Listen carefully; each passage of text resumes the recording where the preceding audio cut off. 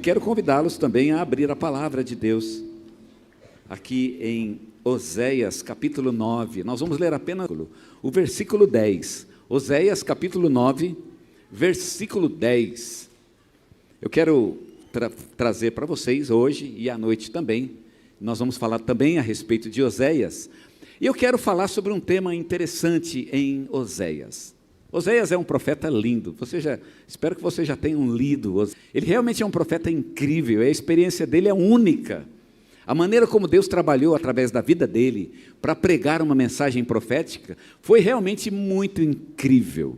Ele é famoso por ser o profeta que se casou com uma prostituta, e os irmãos conhecem a história, ele se casou porque Deus, a ideia de Deus mandar Oséias casar-se com uma prostituta, tinha a ver com o fato de que o casamento dele deveria ser um casamento cerimonialmente imundo.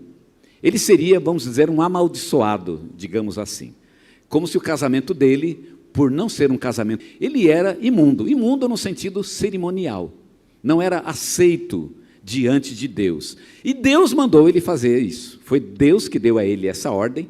E de fato ele se casou e aconteceu o inevitável. Depois de 3 filhos, e cada filho tem uma coisa importante na vida de Oséias e na profecia de Oséias, mas depois de 3 filhos, então a mulher dele o abandonou, voltou para a sua vida de prostituição, e Oséias ficou sozinho com 3 filhos. A história continua, leia depois e você vai saber o que aconteceu com Oséias, mas foi realmente um profeta incrível. E Oséias tem muitas coisas em Oséias que são realmente surpreendentes.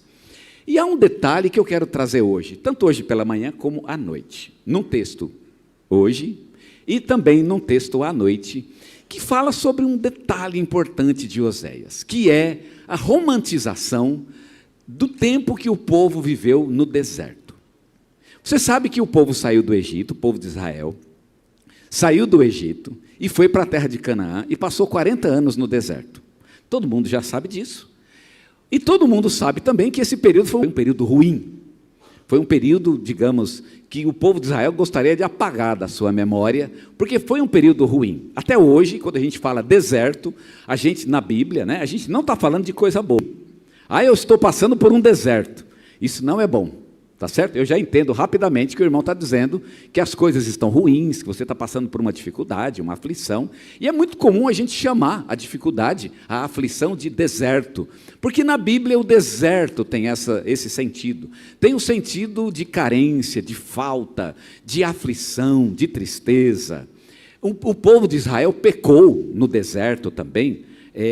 Cometeu muitos pecados. Muita gente morreu no deserto. A geração inteira que saiu do Egito, morreu no deserto. Então o deserto é um período ruim, não tem como falar bem dele. E aí entra Oséias, e Oséias, ele é um profeta que fala bem do deserto.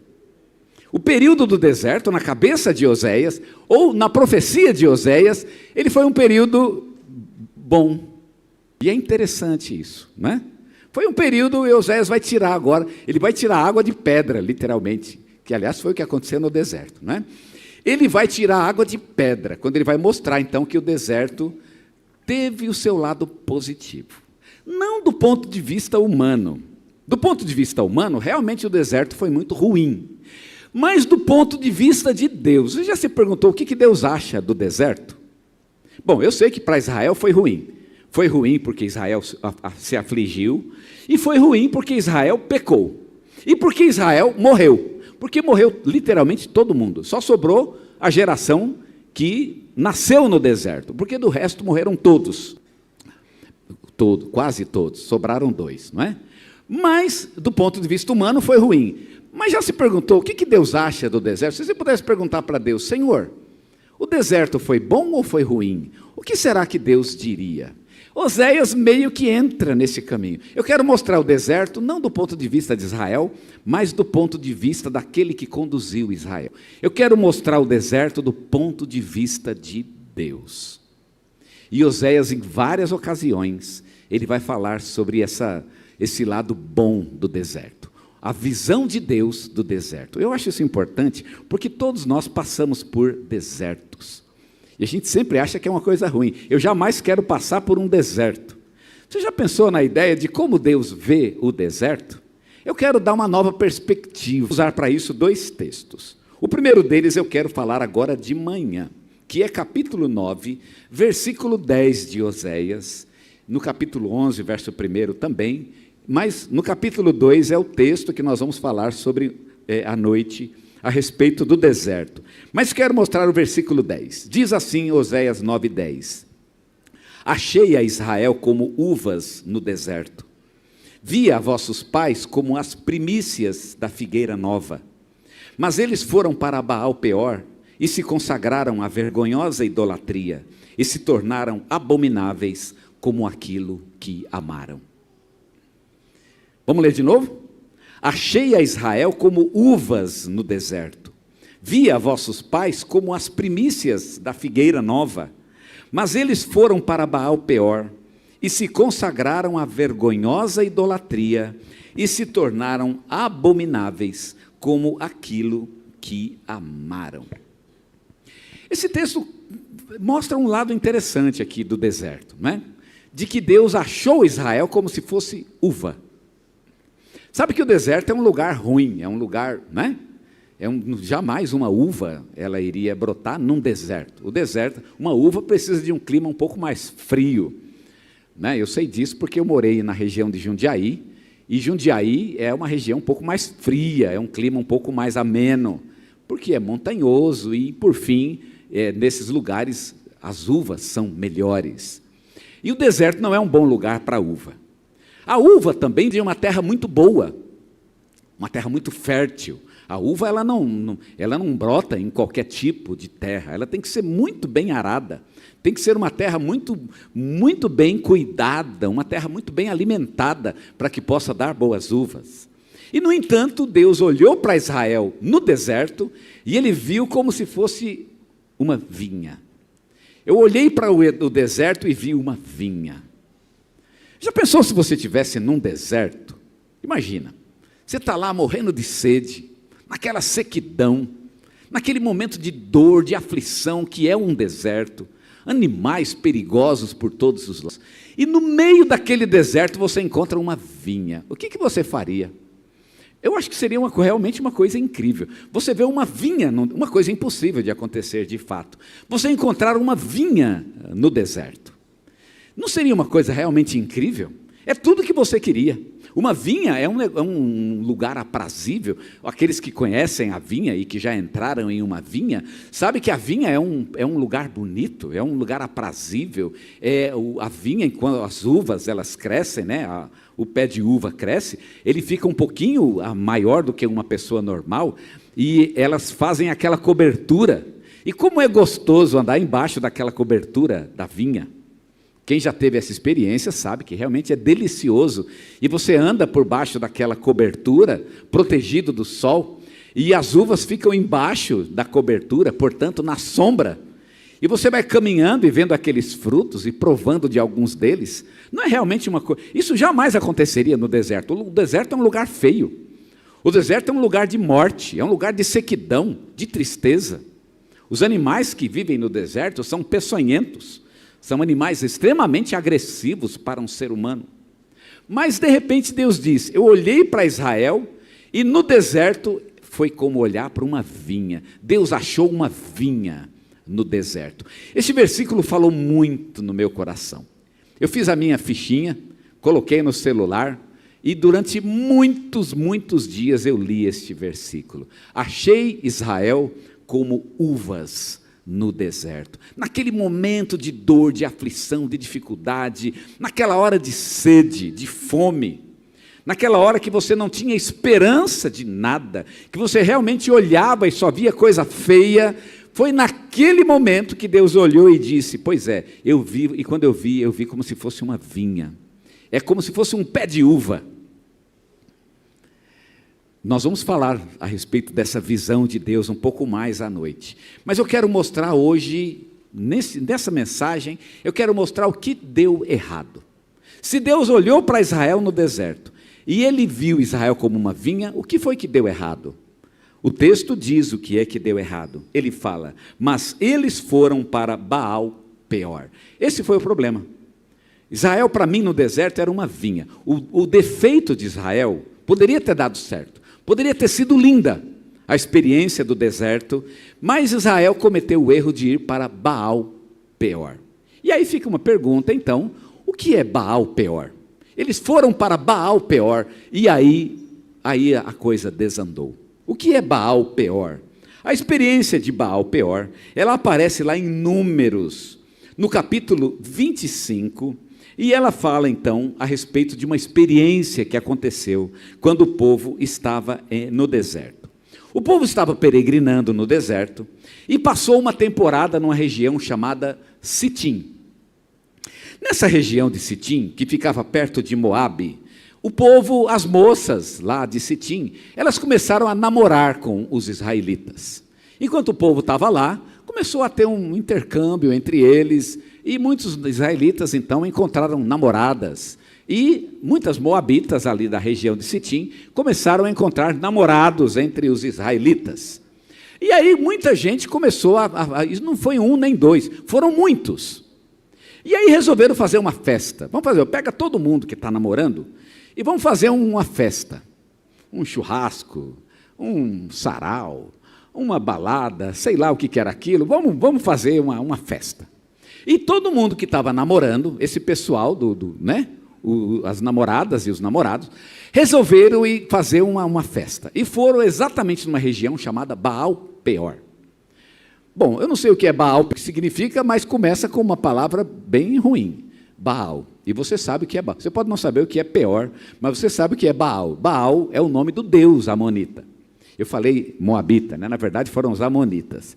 Baal era o deus, e era, portanto, uma região onde havia um culto dedicado a esse Deus, e foram lá fazer uma festa, e por acaso a festa era também um culto a Baal. E aí o povo de Israel começou a cultuar. E aí, bom, vocês já sabem o fim da história, né? Muita gente morreu por causa disso. Deus então foi a Israel, e Deus então desceu com uma praga sobre Israel, e muita gente morreu então por causa deste evento.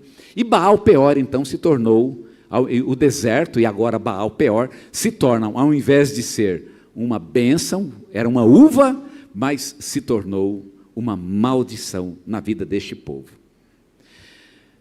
O que foi que aconteceu? E eu quero hoje pensar nessa experiência, né, de ir para Baal Peor. Deus viu uma possibilidade, Ele viu uma coisa boa, poderia ter dado certo. Porque quando a gente está no deserto, a gente às vezes não acha que vai dar certo. Deus, está difícil, está em aflição, estou em agonia, eu estou realmente chorando, e você está realmente naquele momento de tristeza, de dor, e neste momento você pode não ver esperança nenhuma, mas Deus vê esperança. Deus, Ele vê a possibilidade, Ele fala, continua firme, continua trabalhando, que tem jeito. E Deus tem um bom caminho, mesmo no deserto. Mesmo nos momentos em que você não vê esperança, Deus vê esperança. Quando o texto diz que Ele viu Israel, e era como se fosse uma vinha, é porque Deus estava vendo que Ele teria alegria naquele povo. Você já sabe que a uva na Bíblia, ela é o símbolo da alegria. Quando Deus viu Israel no deserto, Ele olhou para o povo e disse, esse povo vai me dar muita alegria. Mas olha o que aconteceu, eles foram para Baal Peor. Poderia ter ficado no deserto, poderiam ter enfrentado as agruras do deserto, e isso teria sido melhor para eles. Mas foram para Baal Peor. O que significa isso? Eu quero mostrar para vocês 3 significados de ir para Baal Peor quando se está no deserto. E sabe por que a gente tem a tendência de ir para Baal Peor? Porque o deserto é carente. No deserto não tem nada.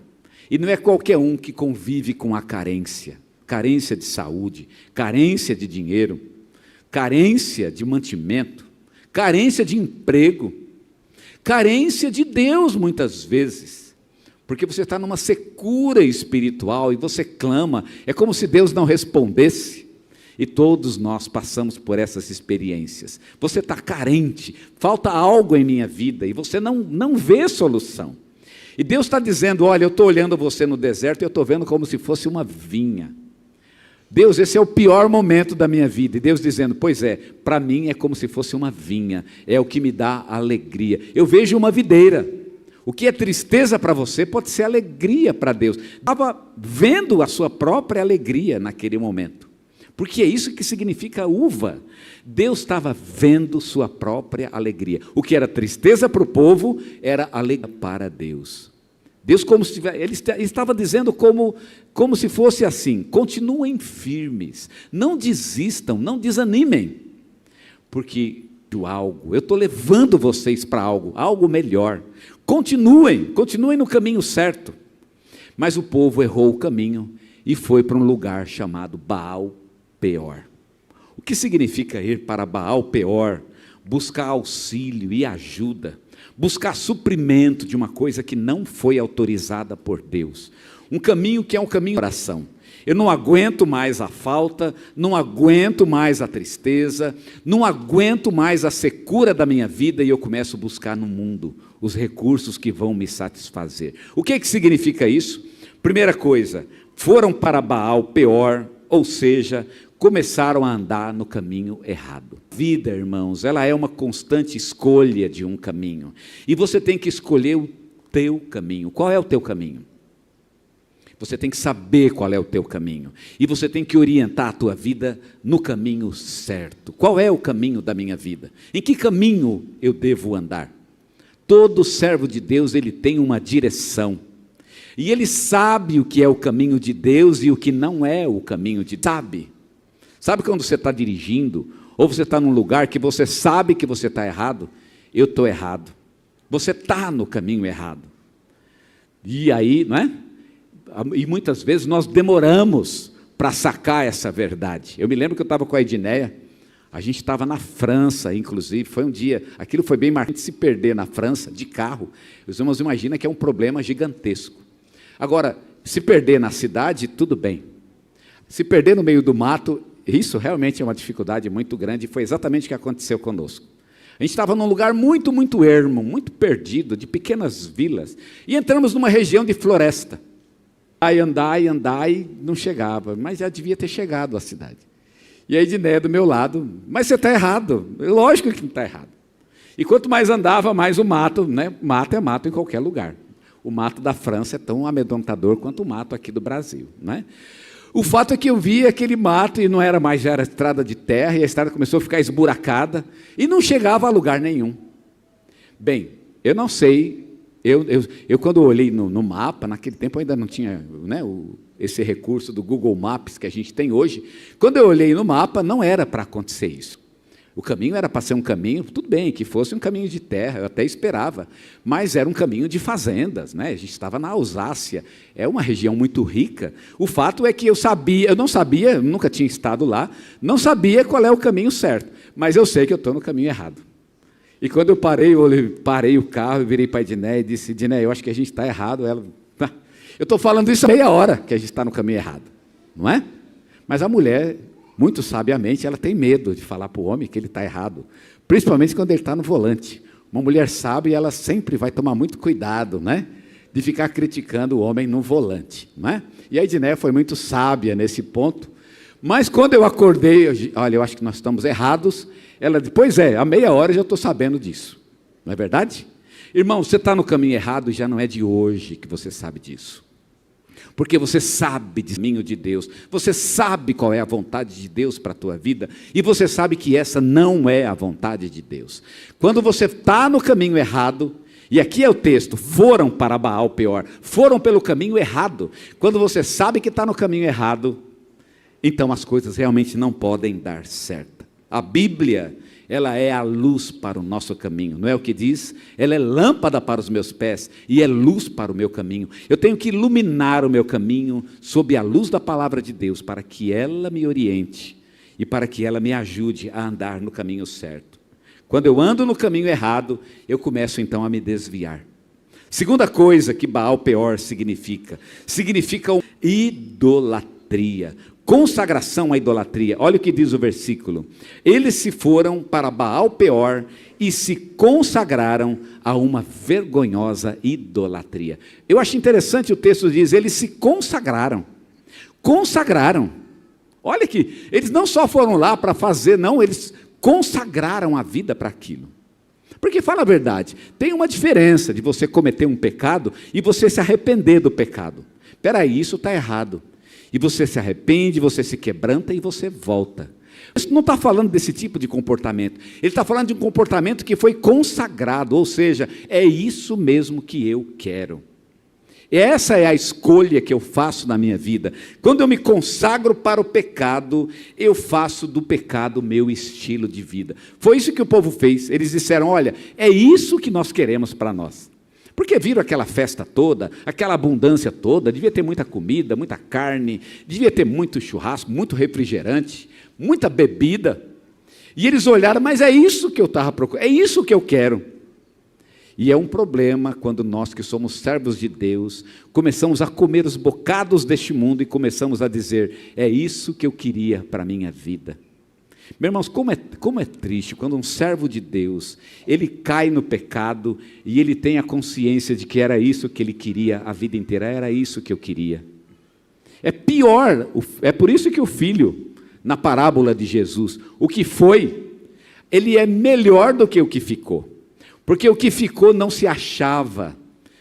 Senhor, eu trabalho para o Senhor, eu faço tudo para o Senhor, mas ele não se sentia naquele ambiente. Não era o ambiente que ele queria.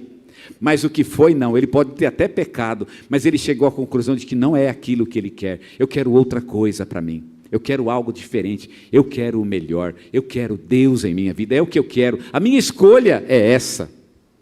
Eles se consagraram o texto, ou seja, vestiram a camisa da idolatria e começaram então a vivê-la de todas as formas que podiam.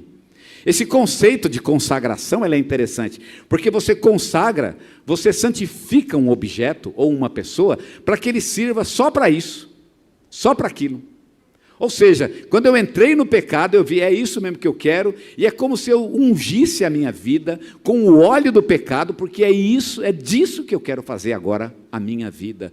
A gente tem que tomar muito cuidado com isso, porque essa escolha há de ser amarga em nossas vidas. O pecado não é fiel a nós, você é fiel a ele, mas ele não é fiel a você. Você vai dar riqueza para o pecado, mas ele vai destruir a tua vida, ele vai tirar tudo que você tem, tudo que você é, tudo de belo que Deus colocou em você. No caminho do afastamento está essa consagração que fazemos àquilo que desagrada a Deus. E por fim, diz tornaram-se abomináveis como aquilo que amaram. Eu quero destacar a expressão, aquilo que amaram. Eles começaram a amar aquilo. Aquilo que antes era odioso, era revoltante, era nojento, de repente ele começou a amar. Realmente, agora eu amo essa realidade. Começaram a amar. O amor, ele transforma a nossa vida. Sabe o que você é? Você é o que você ama. Estou lendo um livro, inclusive, que tem esse título. Você é aquilo que ama. Porque o que você ama te constrói. E se você ama uma pessoa, você ama aquilo que essa pessoa ama também.